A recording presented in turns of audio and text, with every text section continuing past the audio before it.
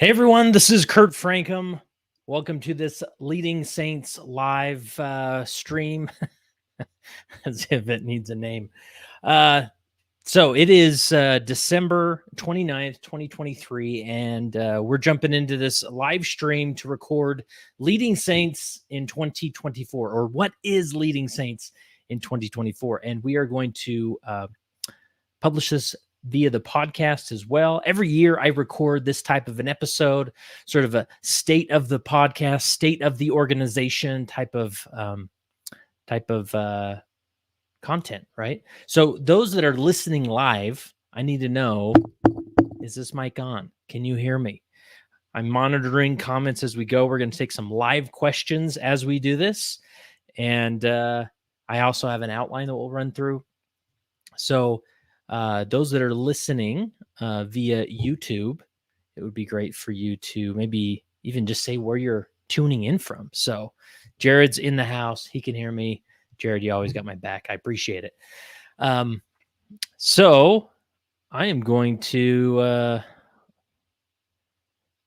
give you an idea of what we're going to cover here. Is I've got a series of questions that I've collected from the audience that are people are dying to know, right? And we're going to talk about the history of Leading Saints, because a lot of people come across Leading Saints and they're not quite sure what this is, what we're about, if we're shady or not.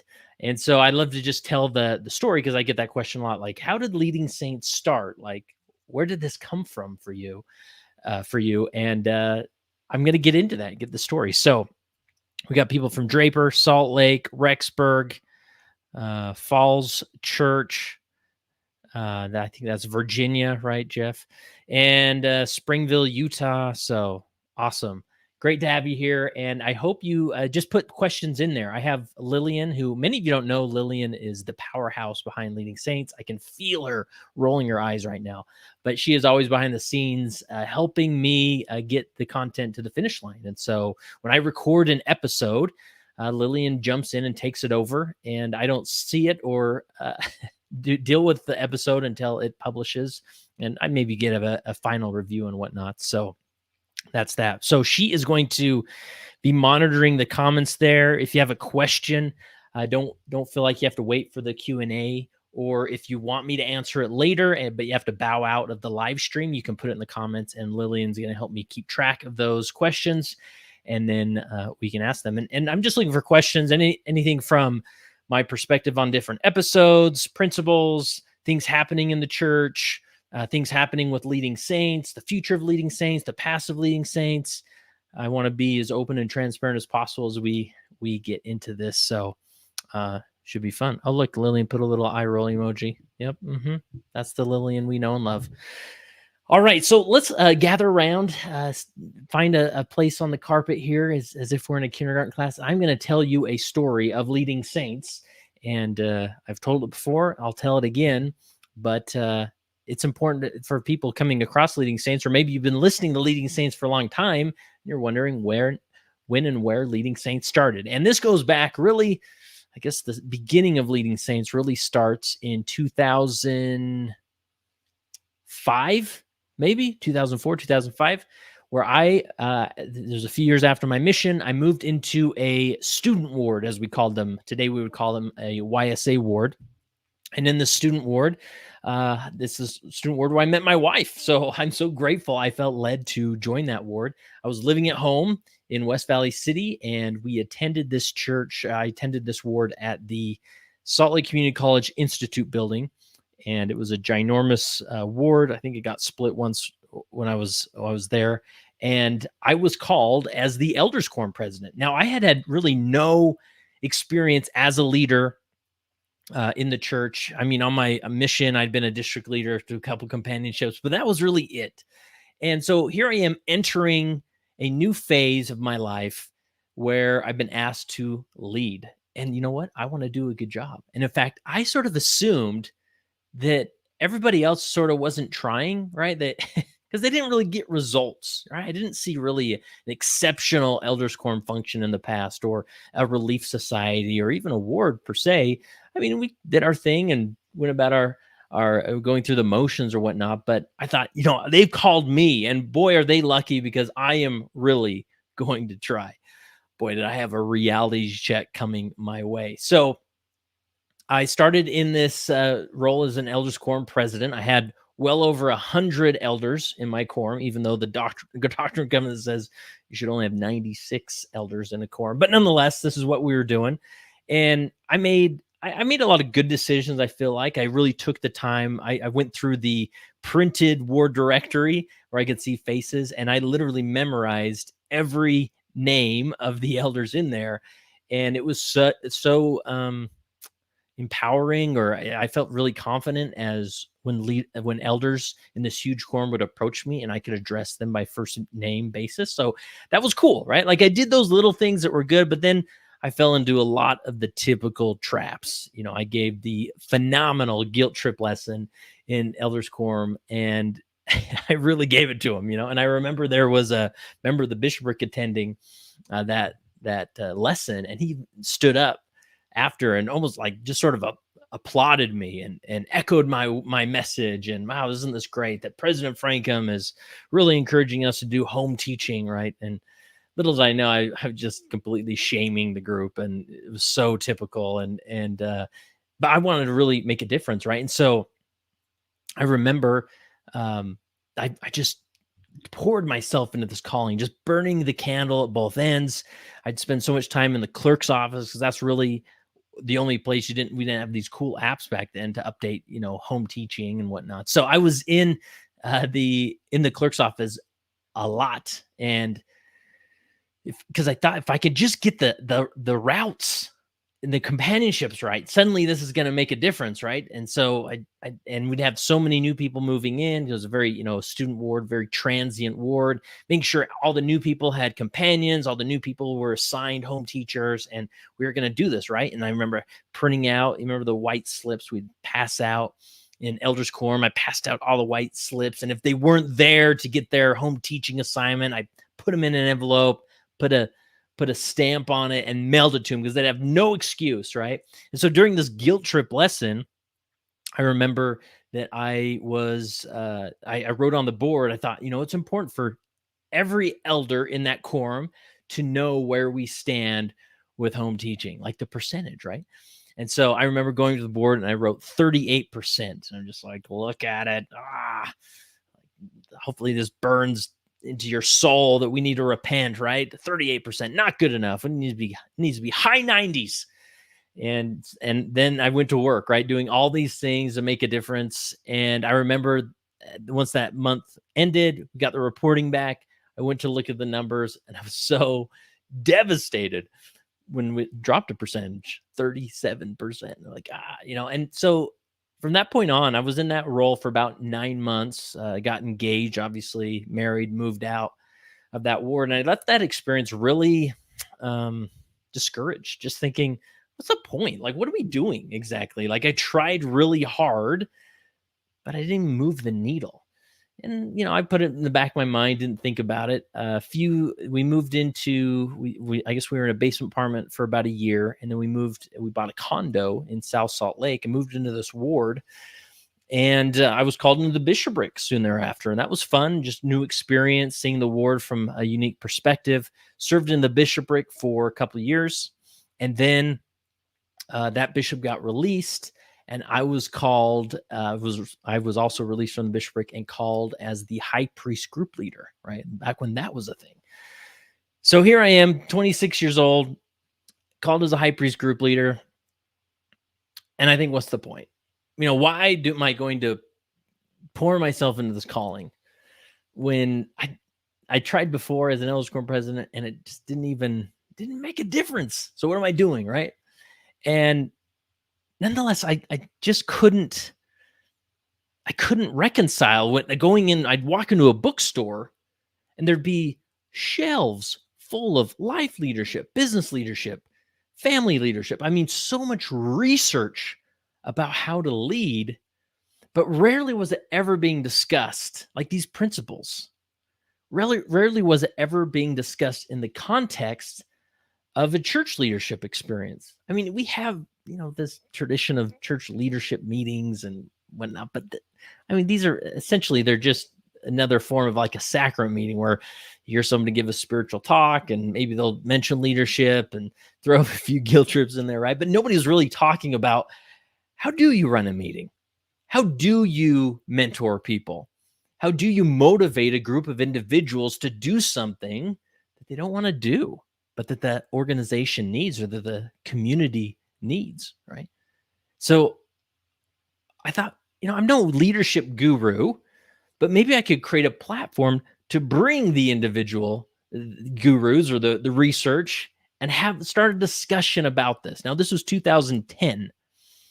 And so I thought, well, I'm going to start a blog. It was May 26th, 2010. That's the birth date of Leading Saints, is how I say. I went to some domain company and I purchased the domain leadinglds.com, and it became a blog. And it was just a hobby blog for a few years there. And I would read a book, Daniel Pink, Stephen Covey. I mean, there's so many books that I just loved devouring the research and understanding it, and then applying it in my role as a high priest group leader. And I was learning so much, and I was starting to see the needle move, right? And I thought, man, we could really build something here that would give thought and perspective to other leaders, or just to hear what the other guy's doing. Is there a high priest group leader or an elders quorum president or relief society president out there who's having success? And how do we know what they're doing? So maybe we can create that platform. So this blog started, created, I would post off and on. It was very irregular. And then year after year. And it's interesting, during that time, I knew it wasn't something that I was focusing on as much as I should. However, I always knew, like God was always reminding me, this is going to have impact. You just keep at it, right? So over those about 4 years, I was like off and on blogging, posting things, and it was getting a little traction. And then in 2014, I came across podcasts. And I had jobs where I would do a lot of public speaking. I was comfortable speaking into a microphone. And I thought, well, I could do that. I could start a podcast. And so a few people helped me understand how to do the basics. And I began to record the podcast, making all sorts of mistakes, trying different things, interviewing people. And that was in 2014, where it really started to get some traction. Now, during this time, I served as the high priest group leader for 2 years. Then I was called as bishop of that ward for about 5 years, and then served in the stake presidency for a couple of years. And that was like my laboratory. I could discover like new dynamics and issues. And I thought, ooh, like this is something I didn't anticipate. I wonder how I could approach this and better understand, the solution, or actually help people, or do something that's actually going to move the needle more and more, right? And so this was like my laboratory. And once the podcast started, it really got some traction. That was definitely sort of the launch point of it getting more and more popular. And it's been growing ever since. 2016, we became a nonprofit organization, 501c3. I went full time with Leading Saints. I'd been running a web development company for about 5 years prior to that.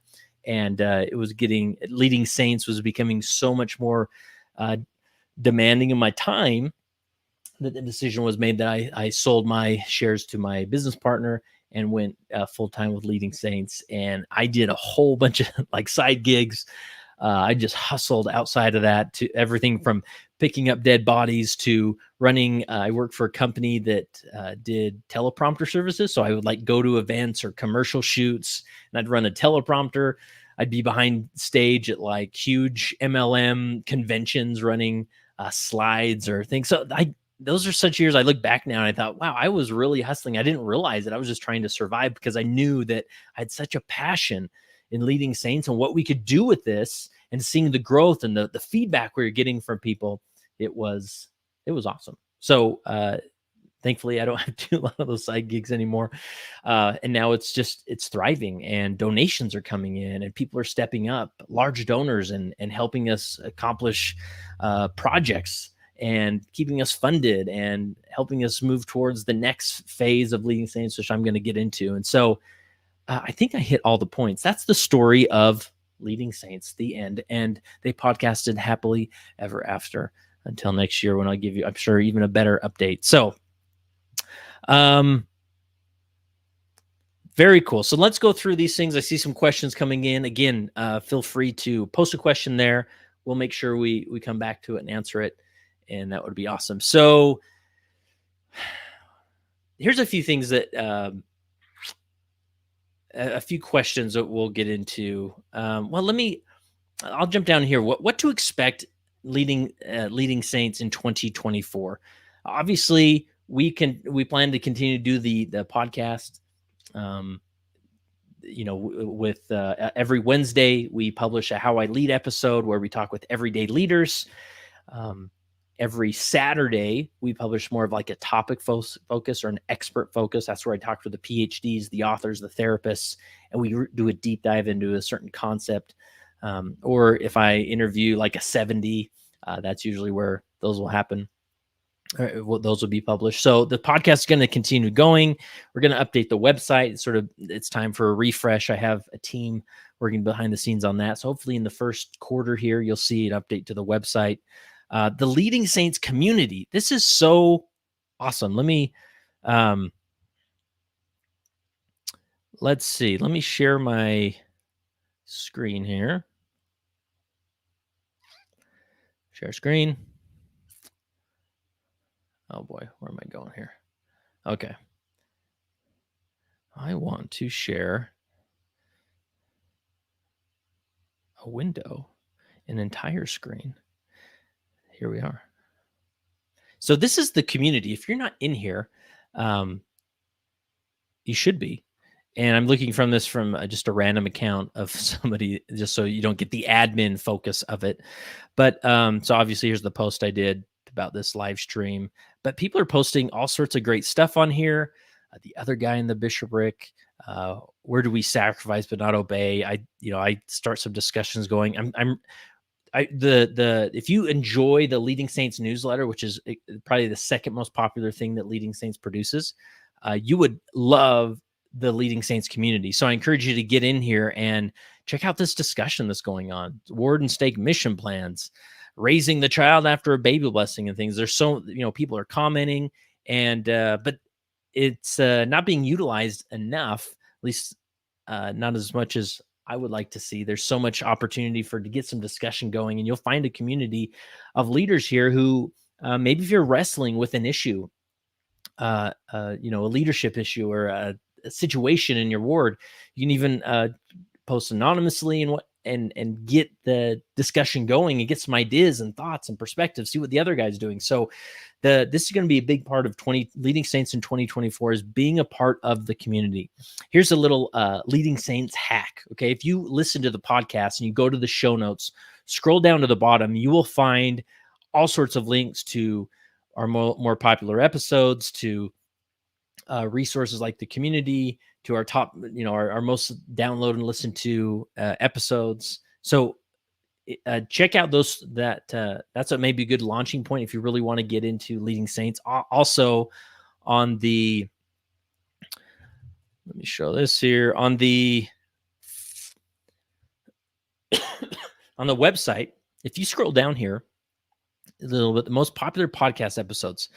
We've put the top 9 most downloaded episodes of Leading Saints, and do not miss these. So if you're just jumping into Leading Saints as a resource, it should be required listening to really understand all of these things. I'm sure many of you, I'd love to hear just in the comments, like out of these 9 episodes, which ones have been your favorites? I mean, this David Durfee episode about repentance, incredible. Rob Farrell, I'm excited. He's coming home from serving as a mission president this summer, and we're going to get him in. I've got plans for President Farrell for sure. So we're going to get him back on the podcast here, just what his experience was like as a mission president. Chris Raleigh, he did sharing his story about being a stake president who struggled with pornography. I mean, just removing stigmas and things, doctrine. And Darren Bush, his How I Lead episode. That's the most downloaded How I Lead episode is with Darren Bush. I guess Rob Farrell's is also in that vein of How I Lead episodes. So, all right. So Jared says, I love the Leading Saints. I love the Leading Saints community. Highly recommend. 2 thumbs up. Jared's very active in there. Is great. Gives some great perspective. So yeah, definitely check it out. I want you to know also, you watching on YouTube, my camera's about to die. So I'm going to swap the battery here in a minute. But if I go dark, I'm still here. You just can't see me. All right. So what else is coming in 2024? Website update, Leading Saints community. We are, I plan to really triple down on our YouTube presence. The ideal demographic of Leading Saints, obviously church leaders, right? Adults from 35 to about 60 that are actively serving in a calling or who identify as a leader. They are active on YouTube. So we need to do more of a presence there. We already have almost 6,000 subscribers, but we really need to up our game there. So if you're listening on this, would you hit subscribe and help us? And just even if you don't use YouTube a lot, like, oh, I don't need to subscribe, I'm not on YouTube a lot, still subscribe, because that's going to help the algorithm know that something's brewing here, and that more people, that the algorithm should recommend Leading Saints to more individuals and listen to that. So I'm going to be doing a lot more traveling events, firesides. I'm getting asked more and more to do firesides. And these aren't like leadership firesides per se, because really, who wants to come to a fireside about leadership? I love leadership. There's so much to learn, but it's not a provocative topic that's going to just draw the masses. But I do a podcast, or recently I've been doing one based on a book that I have coming out. I should show you the book here, but and here, let me pull that up here. My book cover, just so you can get an. Here it is. I'm gonna move this here. All right, so this, I'm literally like, I visited the printer yesterday. We're getting it printed. So is God disappointed in me? Removing shame from a gospel of grace. Forwarded by Brad Pello, the president executive producer of The Chosen. I love Brad. It's been such a good friend. And so he read this and loved the book so much that he didn't even hesitate to write the forward when I asked him if he would do so. And I do a whole fireside, a whole hour or so based on this concept. We do it in the cultural hall. It's very different. I use multimedia, and more people are really appreciating this. And so I'm getting asked to do more and more firesides all across the country, and I'm happy to make that happen in your area if that would be helpful. Okay, and when I go to those areas, I usually do some interviews. I'll do some like live events outside of the. So if I do a fireside on the Sunday, I'll do a Leading Saints event at a separate venue. And so if you're interested in participating in something like that, please go to our contact page at leadingsaints.org/contact, and we can get that ball rolling. So right now, like in January, I'm going to be in Denver. March, I'll be in Sacramento. March, I'll be in Northern Virginia. February, we're working on something in February or March, something in Southern California. So, and we'll post those in the newsletter, making sure that if you want to attend there, that's an option. So hopefully more traveling, because I want to get the brand of Leading Saints out there. And because we do a lot of cool stuff here locally in Utah, but it could be elsewhere. So Jared says, I love the Leading Saints YouTube shorts that pop up in my feed. Good teasers for the longer podcast. Michael says, Kurt, we can't thank you enough for the podcast. They are so valuable to help us avoid traps and rethinking cultural traditions based on true gospel principles. Very grateful for the inspiration. And he goes on and says, I love hearing President Hinckley's voice each time at the end. Love that great man. Yes, that is my favorite leadership quote for sure. And hope you take time, just sit with it. It's easy to sort of skip to the end and be done with the episode, but that's a good one. That's a good quote. So, okay. And of course, we're doing our retreats, right? I can't emphasize enough this, especially the men's retreat that we've been doing more and more of. If you go to awarriorheart.com, You can see that's where we're doing one in Northern Virginia. We're doing one in Phoenix area, and where else? Obviously in Utah, and I think those are 3 areas I'm going to. So yeah, we would love to have you participate in one of those. Huge positive response. To me, it should be required for every church leader to go to something like that, because you learn so much, especially if you're leading men. You learn about the core desires of man's heart and how to lead men, and mainly it's for those leaders to have a change of heart. And I don't know, it's just like a good refresh and preparation to jump into a leadership experience. So, and we have some, the women's retreats as well. We did in the fall. We're sort of recalibrating on those before we launch dates. But what we found is that the podcast is great, and you can listen to 1,000 podcast episodes, but nothing is quite like the experience of being part of a live event and having it's a transformational thing. You're not necessarily going to have a transformational experience listening to a podcast. Now, it's very informative. It's worth listening to. You'll learn a lot. You'll apply some things, but we want to stimulate transformation on the leadership level. And so that's why we do these live events, and we haven't figured them out yet. We're getting there. So, all right. How about we go to some questions here? I'm going to scroll up a little. I saw one up here. Here, we'll take this one. The $1 billion question of the day from Cynthia in our stake is why members are not anxiously engaged, nor show signs of having a gospel rooted in their hearts like the pioneers did. Spiritual crisis? Love this question. And in fact, I get this question a lot. In fact, this is probably like the number one most asked question in our email system. And it boils down to this, right? What Cynthia's asking is like, how do I motivate my people? How do I get them going? Why aren't they, why is there so much apathy? Why don't people just, why aren't they anxiously engaged? It's so frustrating. And especially in the context of the gospel, like we have a remarkable theology. So why aren't people engaging? Now, my answer to this, and of course, this is just me, I'm sure past guests have had different thoughts. When it comes to motivation, that's usually our default response, our default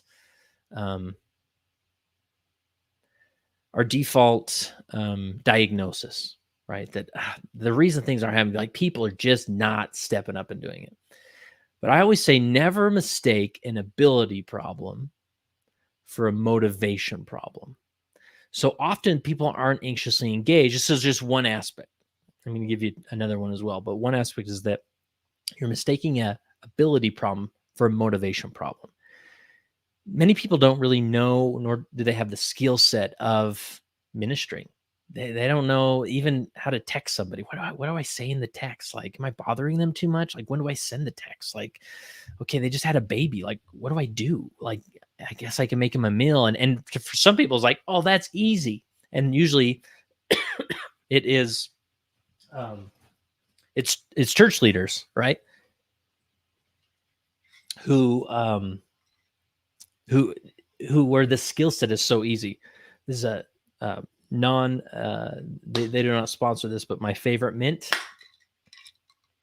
the Forever Mint, actually owned and run by a Latter-day Saint.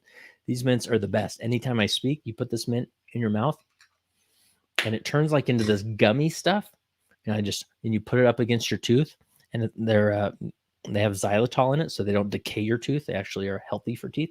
You push it onto the back of one of your teeth, and it's there for like 2 hours.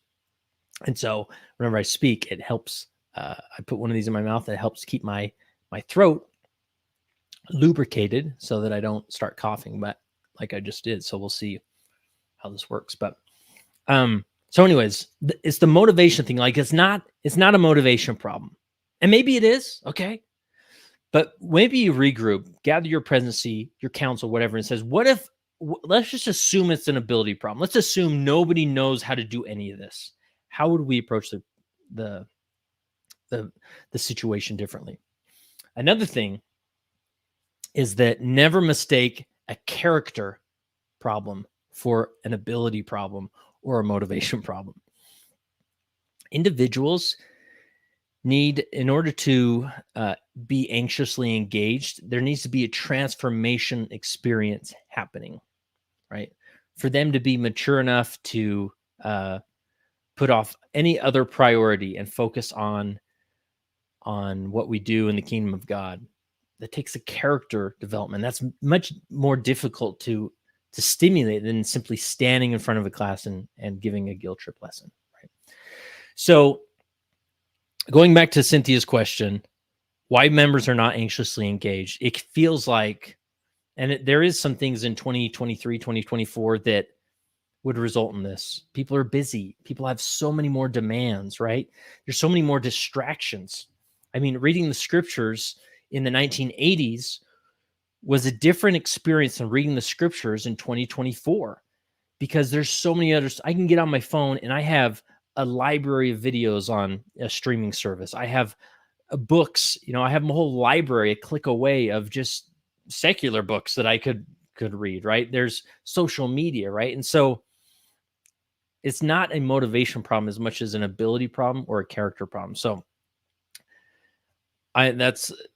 that question deserves hours of content, which we've done.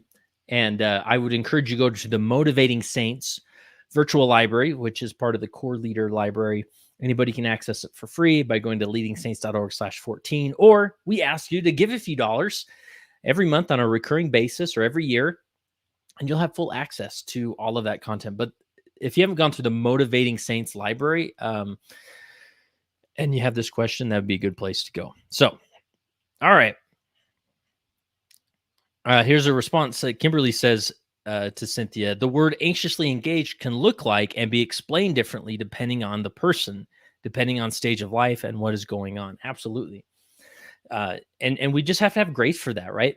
The stage of life I am in, my scripture study today, my come follow me, my church attendance, my church engagement is going to look a lot different when I'm 65, empty nester, and right, and I have more time and less distraction on my hand. And so we just have to have grace for what's happening. And another thing I'll say to that is that, I talk with Stephen Shields. If you haven't listened to that, my recent episode with Stephen Shields, do it. But we talk about the importance for leaders to do their own work. A lot of times when the leader's asking this, I'm not trying to like diagnose Cynthia for asking this, but a lot of times when leaders are asking this question, there's something in their heart that needs to be addressed, as far as like you've maybe lived a life where you were constantly prodded to live up to a certain standard.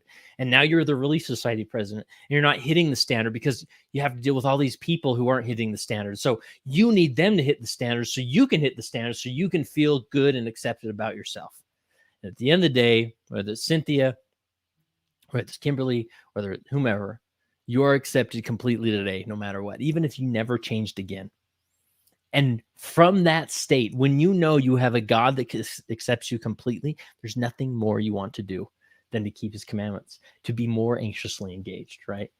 And so if those in your quorum and your Relief Society and your ward know that they are accepted just as they are, that this is a safe place for people to gather and be understood, they'll engage more. They'll be anxiously engaged. Again, it's easier said than done, but I appreciate that perspective by Kimberly as well. Let's see what else we got here. Kimberly, we'll go back to you. Awesome. I've enjoyed the podcast since 2019. So much information and helpful thoughts and principles. Thank you, Kimberly. Stand firm, saints. The answer is always Christ. Yeah, that's true. At the end of the day, like, if you don't know how to get home, their ministry going, or this assignment, that assignment, people aren't motivated to say, let's just talk about Christ for a while, right? There's nothing more motivating than a belief in Jesus Christ and feeling his love and acceptance and relationship, for sure. Cynthia, you love that the Leading Saints page is divided up. That's great. Let's see what else we got.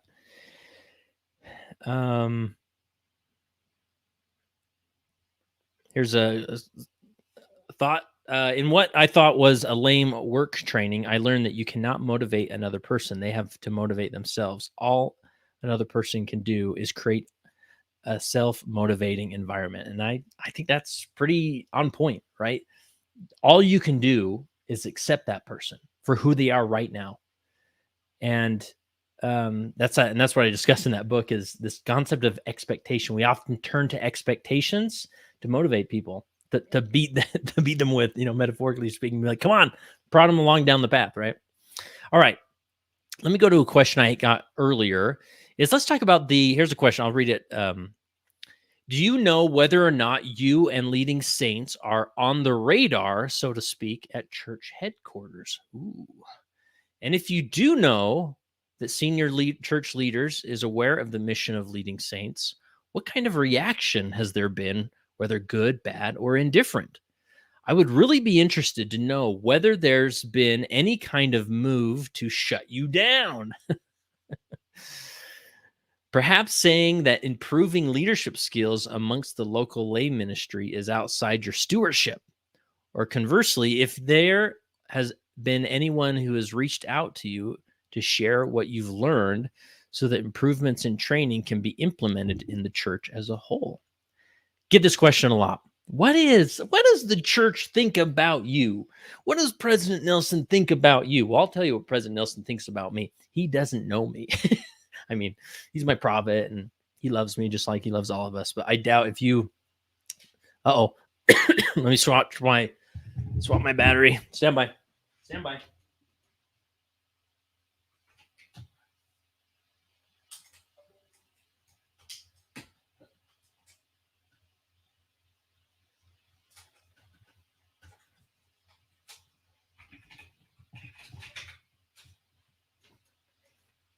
I'm back. All right. Hopefully that didn't mess up the stream anyway. That's what I get for not plugging in the battery, right? All right. So back to this. So I don't think if you were to see President Nelson, adjust this a little bit. There. All right. So if you were to see President Nelson and he said, "Hey, tell me about this Kurt Francom guy, and what do you think about leading saints?" He'd say, "I'm sorry, what? I don't know what you're talking about." And I would say that would go for the Quorum of the 12 Apostles. I don't think they're aware of leading saints personally. I mean, maybe it's been mentioned in a meeting here and there, but however, leading saints is recognized by the church as a trusted independent advocate. Now, what does that mean? I think a lot of lay members of the church, they don't realize sort of many of the working, the wheels that are spinning outside of the organization of the church. The church is surrounded by independent advocates like leading saints, faith-promoting organizations that want to help the church further the mission, but do it in an independent way. Because as an independent organization, we have a lot more leeway, right? We don't represent the church, so we can say things that maybe the church would disagree with, but stimulate conversation that needs to be had, right? So leading saints is part of an independent advocacy group. This is through the communications department, and we meet generally regularly. These are organizations like obviously Leading Saints, Fair Latter-day Saints, Faith Matters. There's More Good Foundation, right? They're the Third Hour, Saints Unscripted, things. So we're all faith promoting organizations who have different purposes and missions, right? We live, the Leading Saints is the leadership, where we talk about all things leadership. Fair Latter-day Saint, they talk all things about apologetics, right? Research about church history, research about scripture that would stimulate faith, right? So what does the church think about leading saints? I think the simple phrase I would say is, I work closely with the church. Now, does that mean the church endorses leading saints? Does that mean the church wants every leader in the church to listen to leading saints? No, I mean, it's a healthy relationship of, they see what I'm doing, I see what they're doing, and I'm saying, how can I help? And they give me some thoughts. I don't have to do exactly what they say, but the simple answer of this is that, yes, there are several 70s that I've talked to personally who know about leading saints, who give me a thumbs up and encourage me, right? Many of those individuals end up on the podcast after they're released from from leading saints. Many, or when they're released from the church, from their role as 70. Many of the episodes I've had with influential people, whether they're emeritus 70s, former organizational leaders, those interviews came to be by me sending an email to some of my contacts in the communications department and me saying, hey, I'd love to interview this person. Can you help me make that happen? And they have come through a lot with that. So again, I don't want to create the perception, nor do I want to get the phone call from communications like, come on, Kurt, yeah, I think you said a little bit too much. The church, we're not owned by the church. We're not run by the church. We're not endorsed by the church, but we are a faith promoting resource to help Latter-day Saints be better prepared to lead by considering leadership principles and concepts. Now, leadership has an interesting relationship in the church, right? Like, for example, I could go out and write a book about the atonement of Jesus Christ. And essentially I did. And it can be published, self-published. It could get really popular and sell a lot of copies. And people would be like, oh, that's cool. You wrote a book about the most core doctrinal concept in our theology. And everybody's like, cool. And there may be things in that book where people disagree with, agree with, but generally as a culture, we're okay. However, there is this feeling when somebody talks about leadership, they're like, whoa, whoa, whoa. Who gave you the right to talk about leadership? And it's sort of like silly, right? It's like, so somebody can talk about the atonement of Jesus Christ, but they can't talk about leadership, right? And so we're very intentional. In fact, you can go to our, I'll pull this up here. Scrolling. If you go to our About page here, we have these 4 pillars. So it's for the paves the way, leading saints paves the way for more confident and prepared Latter-day Saint leadership through these 4 pillars. We connect leaders. We attempt to enhance leadership ability by making available educational opportunities to enhance leadership ability at no cost to Latter-day Saints. We present leadership scholarship, right? We want to bring you research that's out there. Not saying you have to follow whatever the research says, but we want to bring that to the audience, to leaders in the church, so they can at least consider it. And then lastly, we celebrate divine guidance. We celebrate restored governing priesthood keys, spiritual inspiration, and living prophets, which are sacred sources of divine leadership, and recognize that all leadership direction yields to this divine source. So we recognize that no matter what the research says, no matter what the Kurt Franklin podcast boy says on his podcast, no matter what his guests say, at the end of the day, many leaders have governing priesthood keys to make decisions, even if it goes against all research, right? Even if some would say, oh, that's not good leadership. Nonetheless, that's the beauty of our theology and priesthood keys, right? So we are very intentional. We're not looking to criticize church leaders. We try and be very intentional. Sometimes there's just tough situations that we need to talk about. Maybe a bishop acted in like a tyrant, right? And we may give that example, leaving names out and whatnot, but we need to talk about like do's and don'ts, best practice and whatnot, and explore that. Not because another thing we try not to do is we don't pretend like we have it figured out. We don't have curriculum. We just have conferences. So we don't have, here's the 10 steps that every leader should do in order to be a good bishop or a good Relief Society president. That we're not in that business. It's not our place to say that. So, but those 4 pillars, we just sort of present the information, do what you want with it, and there it is. So, any other questions in relation to our relationship with the church? If you ever meet with me privately, I can tell you a few stories that are kind of fun, but I'm not going to do it publicly. Sorry. I know, you're all screaming and throwing your shoe at the screen here. So, all right, here's some, I've been recently called as Elders Quorum president. This is Aaron. I read a book a while back called Change or Die.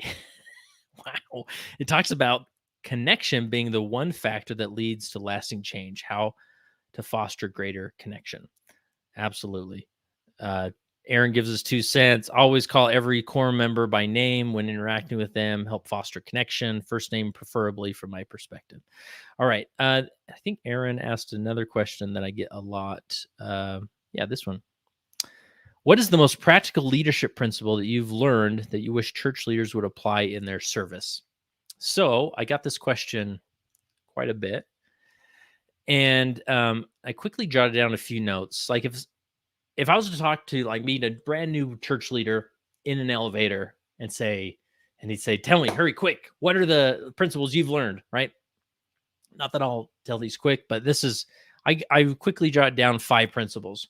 One, and not that I don't think these are in any certain order, but so what I've gathered just being the guy, I mean, I got the coolest job in the world that I get to sit down with these people, sit down with leaders across the world, experts, PhDs, Greg McEwen, right? Liz Wiseman, Stephen M. R. Covey. Like these are the Goliaths in I don't know if that's the right word, but just they're so well respected. And I get to sit down with them and ask them questions about church leadership. It's pretty awesome. So, it comes down to relationship. There's nothing more important for a leader than to establish a relationship with those that they lead. And that's why I wrote a newsletter message that many disagree with, which I called the one recommendation I give to all brand new bishops is they need to go on a ward bishop couch tour. Their goal in the first 3 months is to sit in the living room of every member in their ward. And people are like, "No, the youth, Kurt. They got to focus on the youth." I'm like, "Okay, I get it." However, they're still everybody's bishop.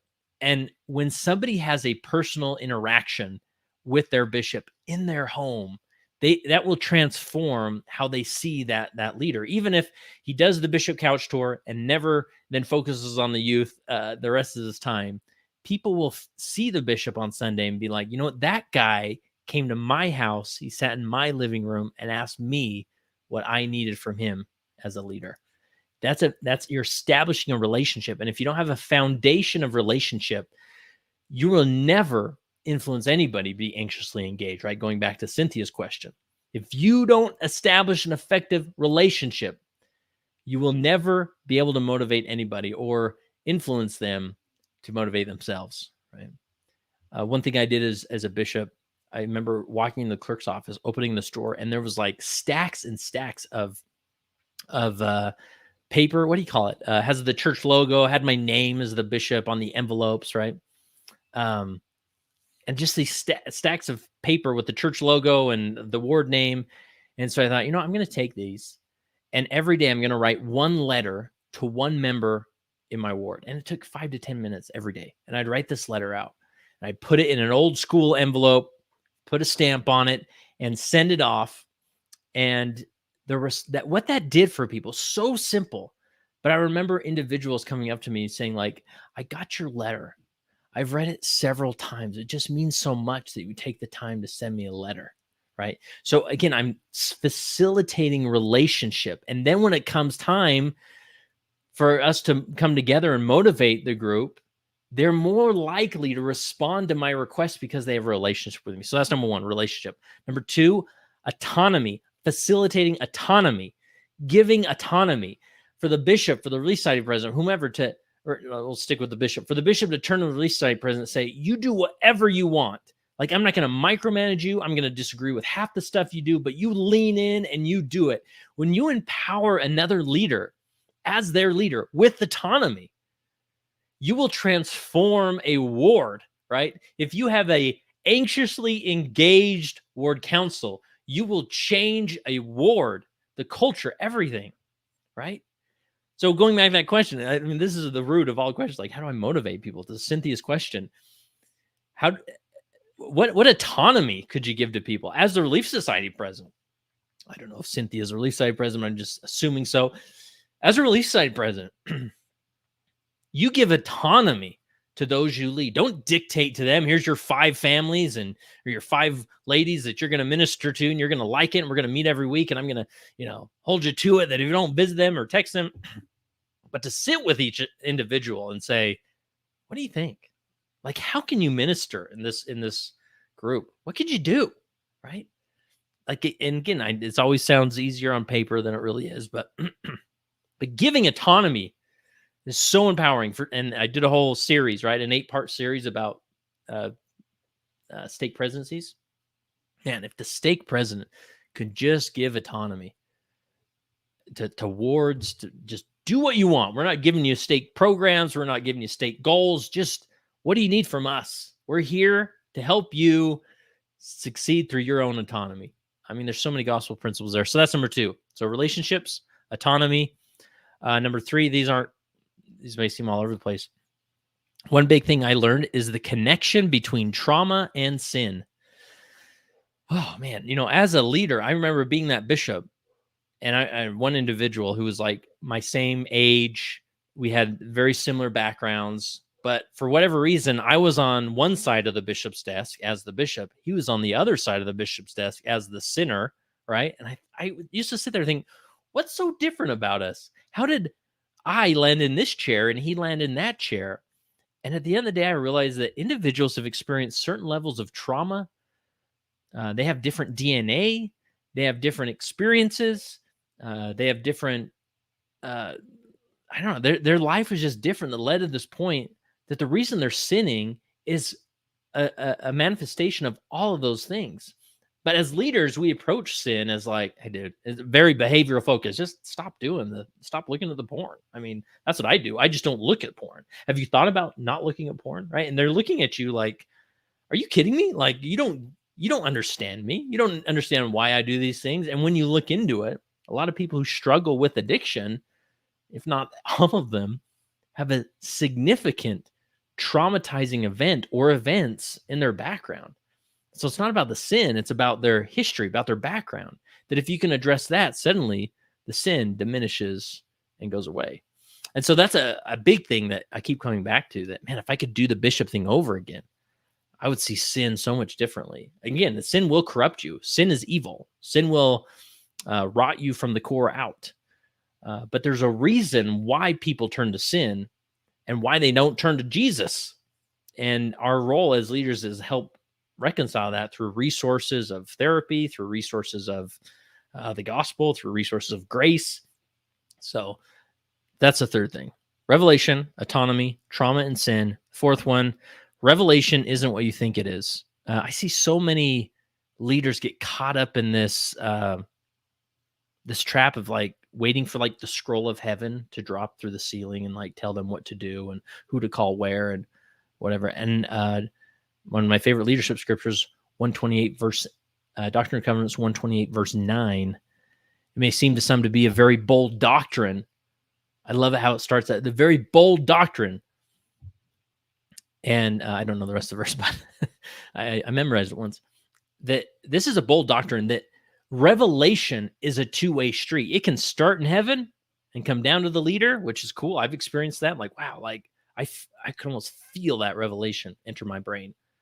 Or it starts here with our life experiencing, making decisions, making a call that doesn't always work out. And guess what? It goes up to heaven. It's stamped with revelation, and it's good enough. And so revelation, I think, and we tie ourselves in knots a lot with being like, well, this church leader said that, but it didn't work out. And so are they really speaking for God? Or we started, again, tie ourselves in knots because we're thinking, well, shouldn't they just know? Aren't they the mouthpiece of God for my ward? Shouldn't they just know? Like, well, revelation doesn't work like that. It's a wrestle. It's a push and pull. And I have no problem when a leader makes a decision, does a thing, and it falls flat on its face, and think, okay, well, that was revelation. Yeah, but it just didn't work out. Revelation doesn't mean it's perfect, right? So that's the fourth thing. Relationship, autonomy, trauma, and sin. Revelation isn't what you think it is. And last one, the power of experimenting. We get so caught up in this. What does the handbook say? What did the last guy do? What's the tradition? And well, we can't do that differently because it's always been done that way. And in fact, I think you're supposed to do it that way. I mean, just experimenting. I see such success in organizations that I interview, the leaders, when they have a sense of experimenting. Let's try this for a little while. What if we did come follow me differently? What if the Sunday school hour looked like this? What if we didn't call elders quorum instructors? What if we called 30 elders quorum instructors? What if we called, I don't know. I mean, this experimenting, but because we put ourselves in this box of revelation saying, like, if we make a decision as a bishopric, it's got to be perceived to the ward that it's revelation, which means it's got to work. So we like triple down on these bad ideas when it's like, we got to be okay coming back and saying, it was just an experiment, didn't work, or we need to adjust it, and that's okay. And then lastly, the power of just involving more people in the process. Like, I love the idea of having a ward council, and I don't mean a ward council with 10 or so people who are the leaders in the ward, but literally inviting the entire ward at least once a year to say, we're meeting at this place in the cultural hall, pull up a chair. We want to know what you want from this ward, what your expectations of the ward are, how we can better stimulate a more spiritual experience for you on Sunday. We want to hear it. We want the feedback. Now, that doesn't mean you get to dictate what we do as a bishopric or an elders quorum president or a least cited president, but we want to hear it, right? I did post, there's 5, I do these lists and then I forget the list, but there are 5 reasons for negative church culture. One of them is the lack of self-awareness. Man, that I probably would say about everyone, but that one would probably be the most. If a leader can work on being more self-aware, right? Don't assume that things are going well in the ward. Don't assume that people like your decisions. Don't assume that people want to serve where you are putting them to serve. But the more you ask questions, the more you survey, you ask for feedback. Even catching someone in the hall and being like, you were in sacrament meeting today. Like, how did that go? What did you think? Did that work? Do you like how we have 2, a youth speaker and 2 adult speakers? What can we do differently? And then there's the thing. I just like any person, I visit so many different wards around the church, right? Everybody, almost everybody still does the intermediate hymn. Does anybody realize like the intermediate hymn is like that got done away with long ago? Like there's no reason to do an intermediate hymn. You could do so many different things, but everybody does, we got to do an intermediate hymn, right? Do something different, right? If I was bishop again, just thinking in the context of sacrament meeting, I would probably for a while, like 3 months, we're going to start every sacrament meeting with a musical number. That's right.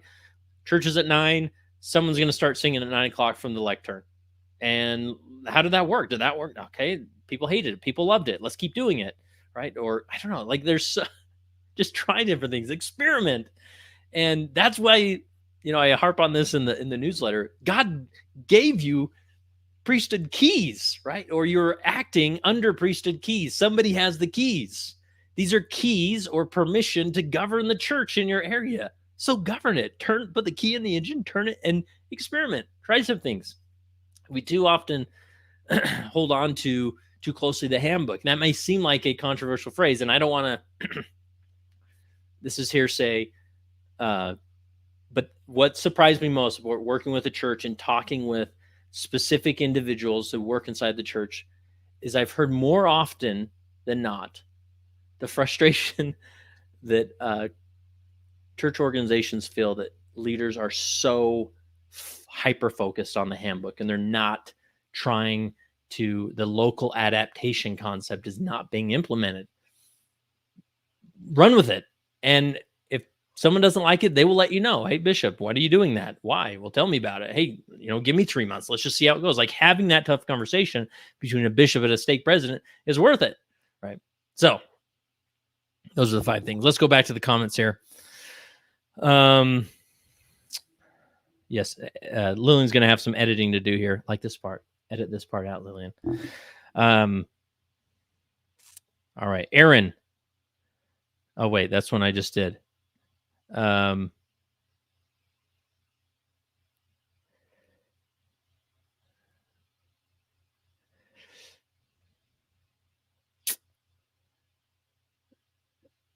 right. I think there's just some good discussion happening here. What other question do you have? I got some more here, but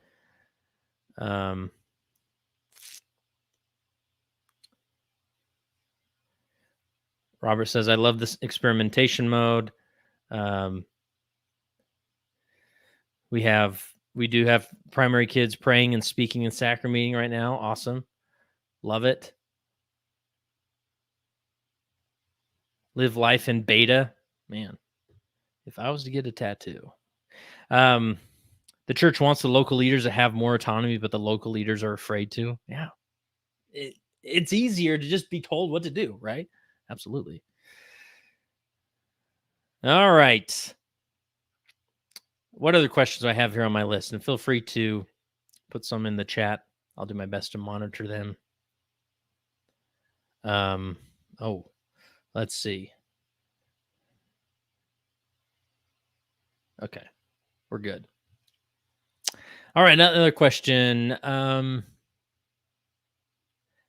can we encourage leaders to discuss and train adults, youth about sexual abuse prevention, personal safety, healthy boundaries, and how we should handle it if it happens? All right. You know me, I sometimes say things that are controversial. Okay. Obviously, is it important for kids to know about, or adults and youth to know about sexual abuse prevention? Absolutely. Is it important for them to know about personal safety, healthy boundaries? Absolutely. Is it crucial that church leaders, adult leaders know about the policies the church has in place? Too deep leadership, primary things, youth training. Absolutely critical that if there's a youth leader, they've gone through the youth training, protection training. Absolutely. Now, with that said, it's not the church's job to generally encourage leaders, or it's not the leader's job to discuss and train adults and youth about sexual abuse prevention, personal safety, healthy boundaries, and how we should handle it if it happens. Now, in the church context, again, there are some things we need to make sure we do, but this is the church gets a lot of grief about, hey, you're not doing enough to, you know, to solve this problem that people are struggling with. At the end of the day, it's not the church's job. The church's job is to facilitate the ordinances of the restored gospel, make ordinances available, make church available, make renewing ordinances available, and to teach the gospel, right? I mean, that's a terrible paraphrase of, but we sort of get in this groove of like, oh no, the church needs to like have a 10-step training program to stop abuse and make sure that, again, it's not their job. However, if a parent has questions like, I'm scared for my 11-year-old to grow up in this world, and what about things they're experiencing at school, whenever, my hope is they can go to their church leader and say, I need some help. What do you know of any resources? And I would hope that leader would say, oh yeah, here's five books you can read. Here's 3 local therapists you can reach out to. Here's this program that's been put on by this nonprofit, whatever. But so many times we put on the shoulders these responsibilities that are important. They're just not the church's job, right? It's, again, a little controversial. You can push back. Cool. So there's that question. And here's another good one. Here's Jared. Jared always has good insights. I think because the church creates opportunities for adults and youth to interact together, may feel it the church's job to better facilitate youth protection training. Yeah.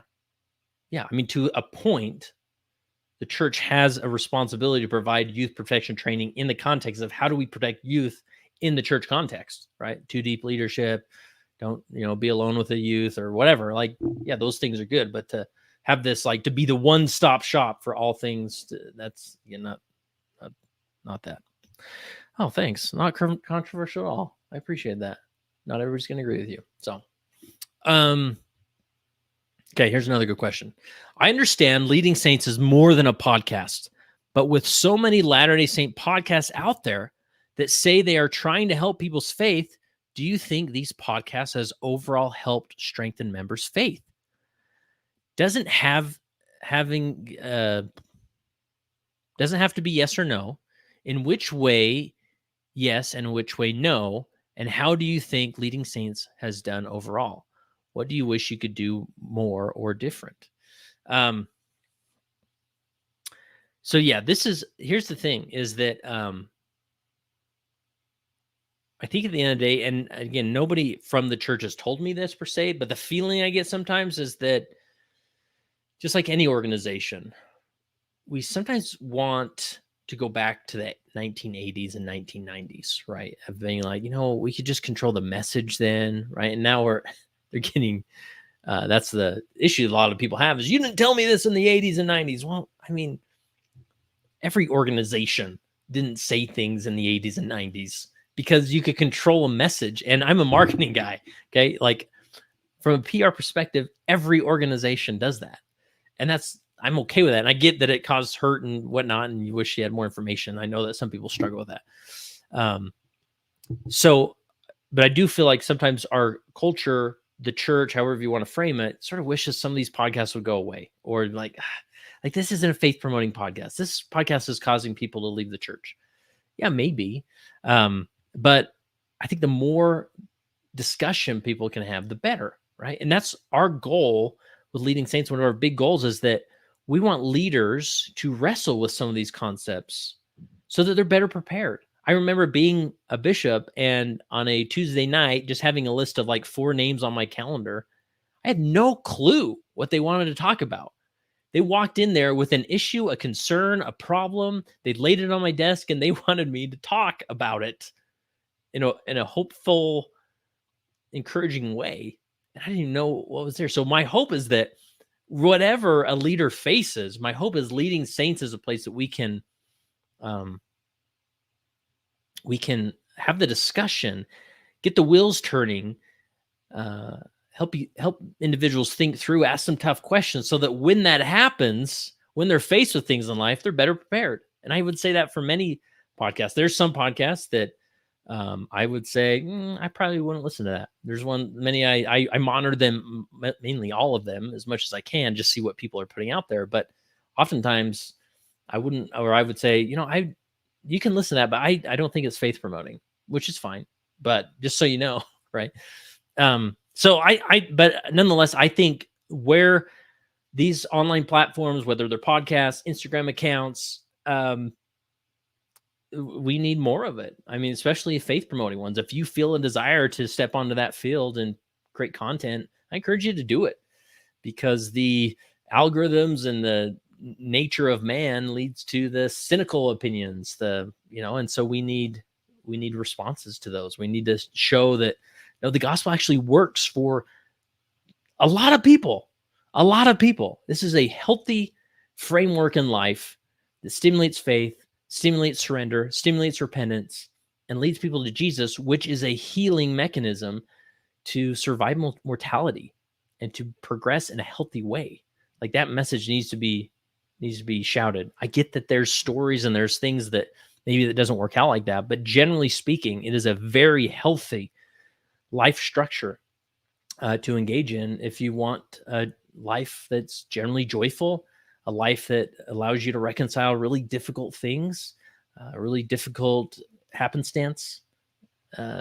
So yeah, lean in. I would never, that's the beauty of following Jesus Christ, is that he is the answer. Like, you will find peace in him. That's his promise. And I've experienced that promise over and over. So I don't know. Hopefully I'm answering that question okay.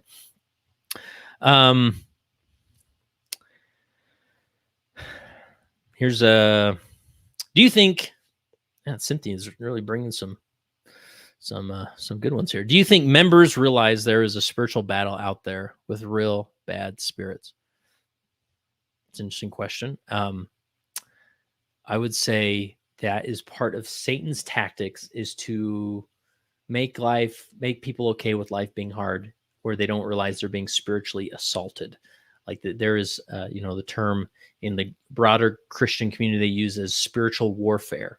Like, this isn't like God or Satan wants to tempt you and make you stumble. Like, no, he wants to destroy you. He wants to destroy your family. He wants to destroy it all. He wants you to be miserable. He wants you to find any other coping mechanism, even if it's pretty good,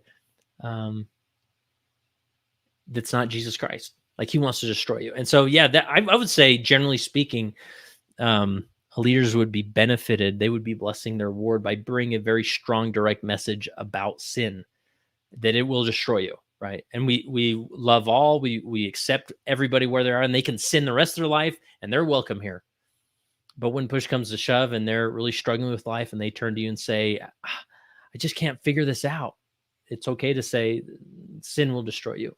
You need to figure out where you're turning away from God and repent and turn to him and figure out ways where you're coping and turn to him. This is another big issue is that, along the same lines, many leaders think they've sort of figured sin out, right? Because they don't struggle with the stigmatized sins of maybe porn or, they don't like sexual sin or, they go to church. It's not hard for them to go to church. And so they assume, I think I'm doing okay. No, the adversary's still coming for you and you're still sinning in ways, but they just may not have as much stigma, right? This is something I'm constantly wrestling with. If you want to go hear a little bit of my story, I meant to promote this a little bit more. Go to the podcast Unashamed, Unafraid and listen to the recent episode I did. I talk about my story and the sin that I struggle with. And there's a teaser for you. All right, go check it out. And maybe Lillian can post that link in the comments. All right. Great comments and discussions going there. Imagine you can have these type of discussions all the time over at the Leading Saints community. So, and you can go to the community. Essentially, I need a good link, I guess, for that.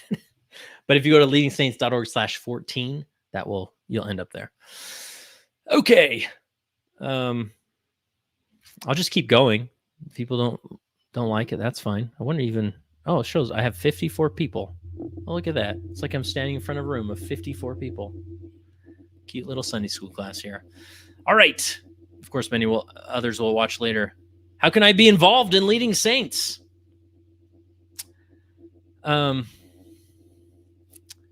Well, you can email us at leadingsaints.org/contact. We need someone like that, someone that just manages our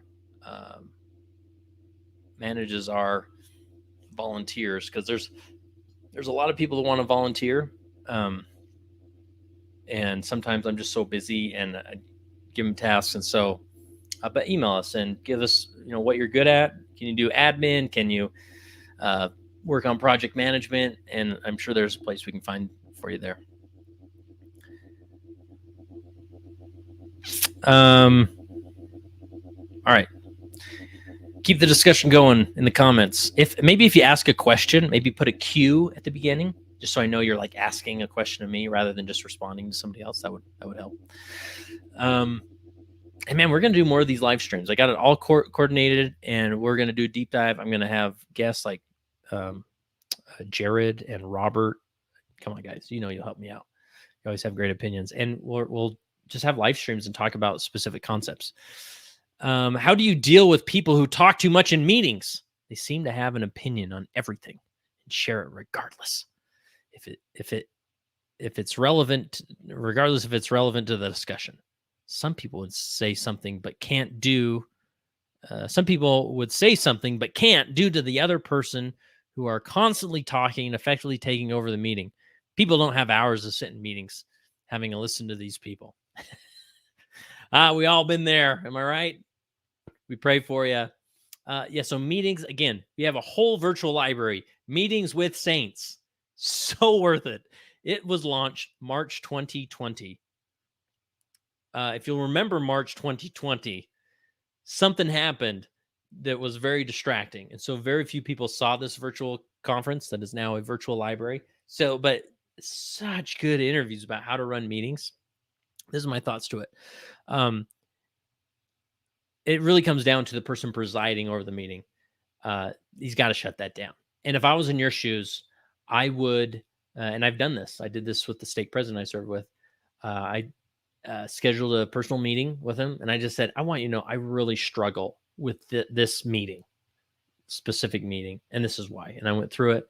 He took the information. A few things changed, but at the end of the day, it's up to the person presiding, and you have a choice. You have agency whether to be in that meeting. And if it's too much, you have agency to go to that leader and say, I just can't do that meeting anymore. In my opinion, meetings, they're a cancer that just grows, right? Like everything's got to be handled in a meeting.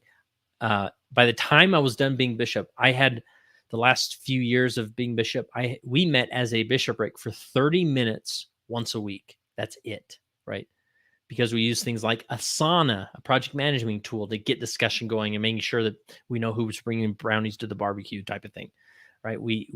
Or to put names in on potential people we could call to a certain position, right? We didn't handle it in meetings. So emails, project management, you've got to give other venues for people to do this, or they're going to feel like, all right, I'm in this meeting.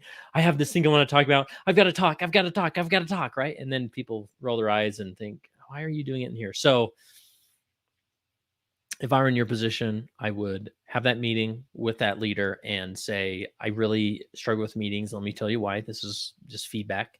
I would maybe recommend they check out the Meetings with Saints virtual library. And then if it's not a helpful meeting, just don't go. Controversy, right? You got to go to a meeting. Do you? I don't know. All right. That's right. Discussion dominators. By the way, everybody should go check out Stand Firm Saints. He's got some good stuff. And the Stand Firm Saints, the person behind it, his name's Corey. And he made a great, phenomenal video for Leading Saints. I'm just so distracted. I will post it. I'm sorry. All right, Corey, I promise. But he does some good stuff. All right, here's a question. Robert, how's the cash flow to Leading Saints going? Are you continuing to gain large money donors in addition to my pennies? Robert, every penny of yours is counted, prayed over, appreciated. So thank you. Seriously, like people who give no matter how much, $5 a month, $12 a year. It is so cool. And I've talked to other nonprofit people, that run nonprofits related to the church. And a lot of them are like, no, you should never ask for money from people. You just go get large donors and make it work. But I like the dynamic that Robert here is like, he's sending in money to make Leading Saints happen. Like, I don't think I ever want that to go away, even if some bazillionaire in the church comes and just dumps money on us. I think there's just, to be part of this effort is a blessing. And so we appreciate that. This leads to another question I got is, how does Kurt get paid? I get this question a lot. People are like, so you run a nonprofit.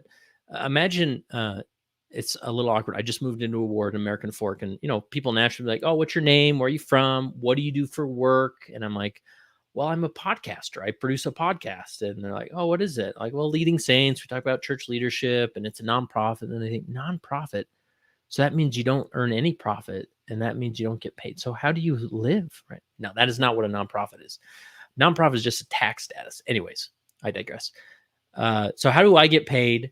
How's donations going? First of all, yes, I do get paid for Leading Saints.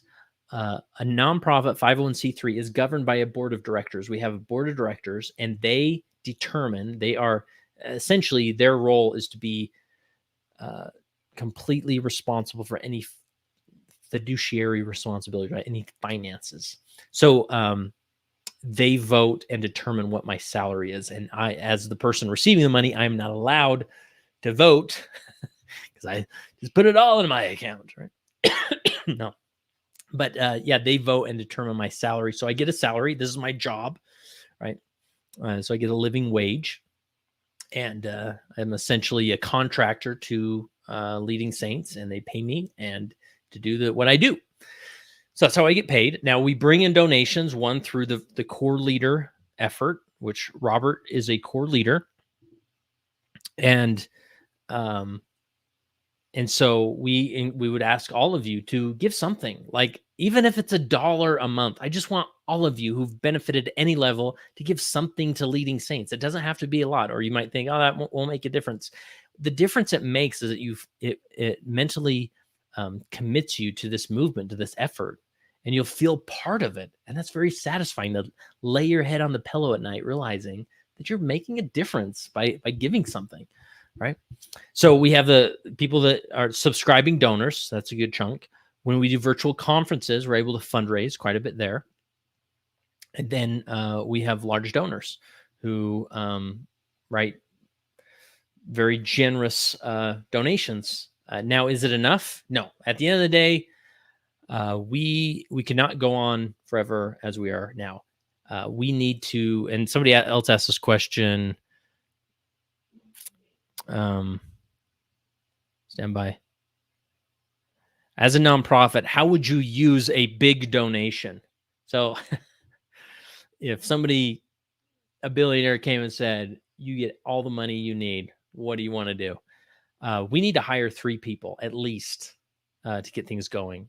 We're branching out. Or one thing we're attempting to start in 2024. I've said this before, but we really want to start a Spanish podcast. No, I'm not going to be the host of that.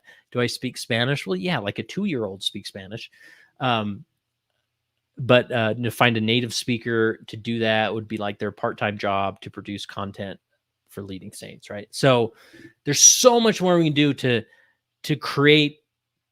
I mean, there's so much content that we could turn into books, that we can turn into easily accessible resources for leaders. For that, when you go to your bishop and you're like, have you listened to the Leading Saints podcast? And they look at you and they're like, what's a podcast? It would be maybe better say, have you read the Leading Saints book? And they're like, oh, I like books. I'll read that, right? Like there's so much more we could do there to just create better quality content on a higher level to bless more lives, right? It is my dream to have a leadership section in Deseret Book right now. Deseret Book, not my pig, not my farm. I mean, I don't know how they run or if they'd be open to that. Generally, I think they avoid leadership content for reasons I discussed earlier. But there's a missionary section. There's a come follow me section. Why not a leadership section, right? So we want to be prolific that way of creating leadership content to get more and more content out there. So that's what we would do. I mean, maybe we'd have actual office space. I wouldn't have to be in this home office in my house. Just, a Portuguese podcast, an Italian podcast, Tagalog podcast, whatever it is, just to get this information that's so helpful for so many leaders around the world. So hopefully that answers your question. Let me scroll up here.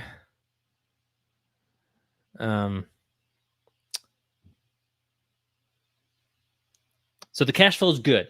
I'm not like begging people, large donors, to donate to keep us alive, but we definitely could use more. So yes, Robert, we need your pennies and everybody else's. Please go to leadingsaints.org/donate. Hit the big donate button on the website and just give something, right? Something. And we'll give you access to the library, which is so valuable. All right, question from Kale Chips of Evil. Now, come on. I like Kale Chips. Or maybe, I don't know, cute name nonetheless. Do you think it's a good idea to put a scripture reading group together among the adults and especially teachers to help promote involvement? Or is that just more meetings? I'll tell you, Kale Chips of Evil. Absolutely. I do not think we're leveraging that enough. Like, Sunday school is really struggling right now. And it shouldn't be, right? I mean, Come Follow Me is so amazing. Such fantastic resources. I would guess that your Sunday school class experience is less than ideal. And I don't mean to criticize these beautiful institutions in the church, but that's just where we're at, right? We're still trying to figure out the Come Follow Me thing. But when it was announced, I think it was Elder Cook, right? He was like, he gave permission to have these small groups. If I was Sunday school president, bishop, whatever, I would definitely make sure that things are happening in the homes of members across the board. Even here's another related idea. You think of the activities committee or the type of activities we do. If you were to guess, our wards having an activity, where would it be? At the church, in the cultural hall, right? And great, lots of space. And I'm on the activities committee actually right now, and doing a word podcast. So what I would like to move things to, or suggest, if for an activities committee, instead of like waiting for Christmas or the chili cook-off or the summer barbecue, what if you use those funds to buy ice cream, a thing of ice cream, and go to a member and say, here's some ice cream. I need you to invite 2 other families over to your house. Don't you dare eat this ice cream without eating it with 2 other families in your home, right? This is something we do in our home. We have these ice cream nights where we invite people. That alone stimulates more friendship. And if you could do that on a higher scale with an award, people are going to know each other, right? So going back to Kale Chips of Evil comment, yeah, absolutely. This is not another meeting. It's a community engagement opportunity, right? A meeting's like, all right, who's presiding? What's the agenda? What problems are we solving? But for people to come together and study the scriptures, Sunday school presidents should be stimulating that. They should be assigning people. Brother Jones, Brother Kale of Evil, Kale Chips of Evil. You need to have so-and-so. You need to have 2 other families over to your house. I need you to prepare a lesson, or prepare a lesson or prepare some discussion topics and invite these people over and do it. And I'm going to follow up, right? But most people, it's just, again, living in 2024, it's just like so overwhelming. Just, I got to get people in my house, got to clean my house, and what night's available? Every night's, But again, you're just got to massage this, and some people say, I can't do that, and be like, okay, thank you for telling me that. I'll move on to the next person. So, all right. Let's see. Any other questions here? Question: how do you accept people as they are? What is the way to sideline your bias? So what you do is you go, you wait a few weeks until the book is God Disappointed Me by Kurt Francom comes out, and you buy that book. And I have chapters about this concept. Here's a phrase. Okay. Maybe let's say your youth. You have a teenager that's doing things that are really disappointing for you. You take them out to ice cream or pull them aside one night and you just say, I want you to know, like, you do some things that are kind of frustrating for me, but you could never change. You could do those things the rest of your life. And I just want you to know, I love you. Like, I will always love you no matter what decision you make. Right now, you're screaming, but, right. You want to say, but it's expected of you. No, just say it like that. Like, you can say that there's certain rules and things that we need to live by, but I just want you to know, no matter what decision you make, I'm here for you. I'll sit with you. I'll sit with you. Whoever it is in the ward, come to ward. I'll sit with you in the pews, right? We actually have a married gay couple that comes to our ward. I sit by him, right? Do I agree with all decisions they're making in life? Well, I don't agree with most decisions most people in my ward are making. Like, if I really followed them around and you shouldn't do that, right? I can sit with them. So that phrase is so powerful. You could never talk to me again. You could never follow the rules in my house again, and I still love you. We sort of hyper focus on the expectations. It's expected of you to do this, right? So, anyways, I hope that helps. It's a tough situation, and that's why I explore it at length in that book. All right, question. We're about at 90 minutes, so I'll start winding it down here. How does or can your content help members whom personality traits are far from leadership? They don't want to lead. Mm-hmm. So yeah, I get that. I assume this is in the same vein of like, all right, like my bishop. Like, I get these questions, right? Hey, Kurt, listen, my bishop, love the guy, well-intentioned, doesn't have a clue how to lead. How can I get him listening to your podcast? Or I want you to know, I signed up my bishop for your newsletter. He doesn't know it, but I entered his email. I'm like, okay, don't do that. I mean, nobody likes an email that they didn't ask for. This is what I do to every ward I move into. And you can do the same. It's maybe a little more personal since it's sort of my podcast, but I say, hey, listen, you often ask like, what, if there's anything you could do for us, like let you know, and I have something that you can do. And it's really easy. I'm going to just send you 3 links. There are 2 podcast episodes.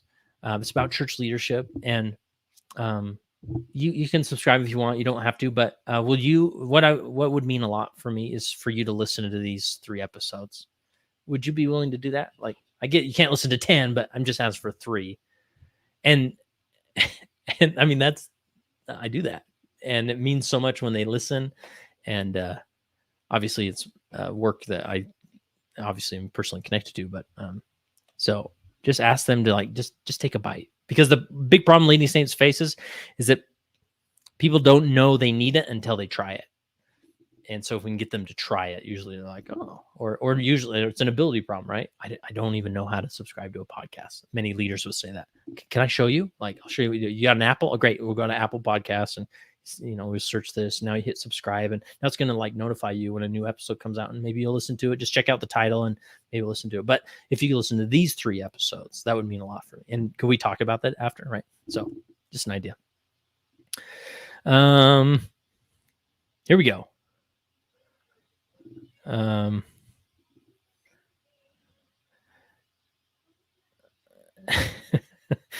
Why are there no maps in the back of the Book of Mormon? There's no maps in the back of the Book of Mormon? Is this the beginning of my faith crisis? I don't know. I think End Out is pulling my leg, and I know who you are. Anyways, let's see. Any other questions here? Okay.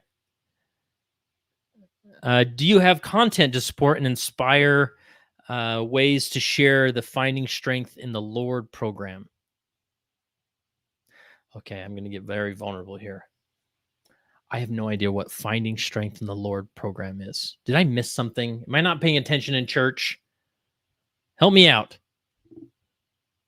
Help me out. What is Finding Strength in the Lord? It's probably some program. I know what it is, but this maybe I'm not as familiar with this. So let me know, people.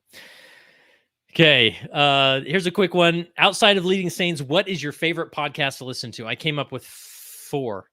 Unashamed and Afraid. Subscribe and listen to every episode. I love a good redemption story, and I love the people behind it and their hearts. It's so good. And you can start with the episode I was on.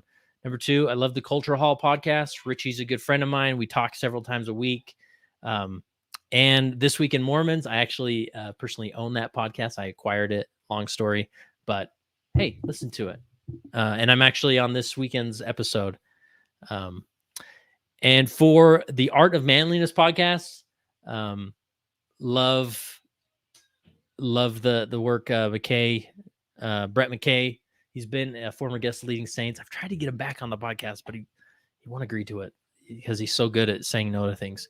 So those are the 4 that come to mind. Share your thoughts in the comments, your favorite podcast as well. Faith Matters is good.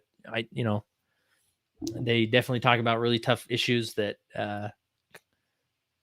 may be considered. So, all right. I'm going to wrap up. I think I talked about, here's a good one. What can women do to better in the church to support the men, especially the elders quorum? Women, and again, it's not like it's sort of tricky because it's not like men want women to tell them what to do to be better men, right? But give them Wild at Heart, the book. Have them read Wild. Or first, I'll tell this is better. Women need to go read Wild at Heart by John Eldridge, and invite them to attend one of our men's retreats. I know these are sort of big ones, but here's the simplest of simple things you can do. Encourage them to go have adventure. And that may be making sure that they're golfing once a week or every other week, or making sure they're going on regular fishing trips if that's their thing. Encourage them to go hunting, encouraging them to go out the boys. I do guy movie nights, which I love, and that feeds my heart as a man. Like connection with other men is crucial. I can't emphasize that enough. Crucial. So it's easy for women to sort of be like, no, you need to be home. Like, no, we're going to this thing and you got to go to Jimmy's soccer game. And you've got to make time for men to go adventure and feed their masculine heart. So,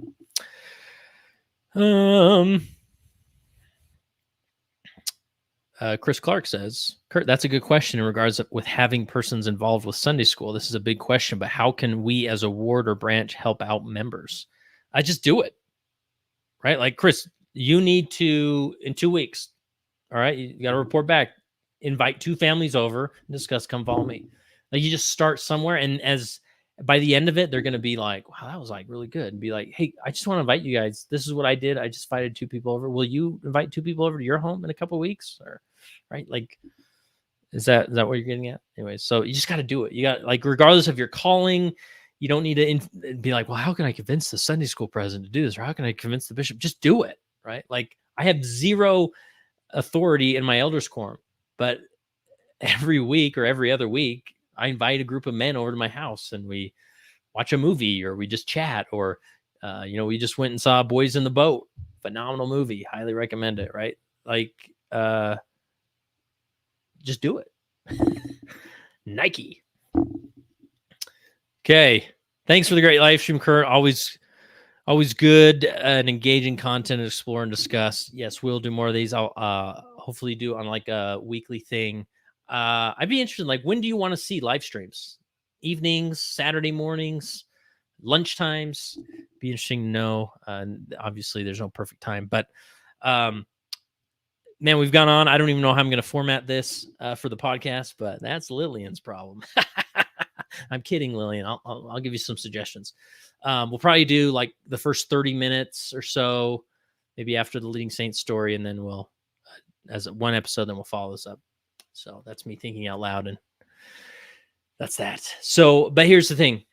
My last request, like, we're an independent organization. We need your donations. Like, just give something.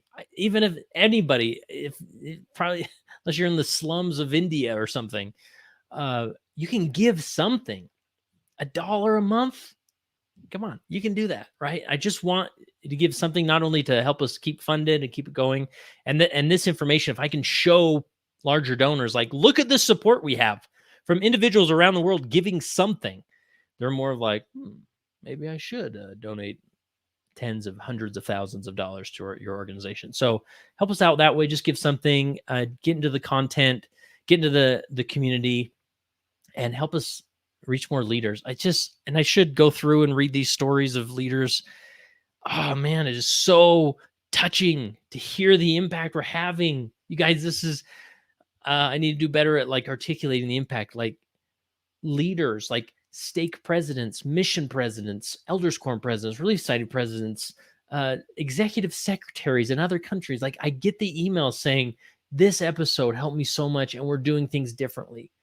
Like, no organization, and I'll stand by this statement until my dying day, no organization is in a better position to influence negative culture, if you experience negative culture in the church, than Leading Saints. We are even more able to do it effectively, even more than the church institution itself.